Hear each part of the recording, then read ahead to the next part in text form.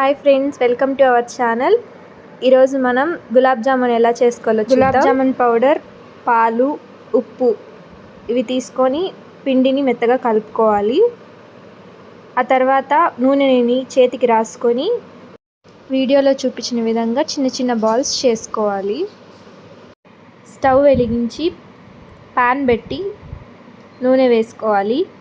నూనె మరిగేలోపు మరోవైపు ఇంకో గిన్నె పెట్టుకొని అందులో కొన్ని వాటర్ పోసుకోవాలి. నూనె మరిగాక అందులోకి చిన్న చిన్న బాల్స్గా వేసుకోవాలి. స్టవ్ని లో ఫ్లేమ్లో ఉంచుకొని బ్రౌన్ కలర్ వచ్చేంత వరకు ఆ గులాబ్ జామున్ బాల్స్ని వేయించుకోవాలి. బాల్స్ బ్రౌన్ కలర్లోకి వచ్చాక పక్కన తీసి బేషన్లోకి వేసుకోవాలి. మరోవైపు మరుగుతున్న వాటర్లోకి 100 grams ఆఫ్ షుగర్ వేసుకోవాలి.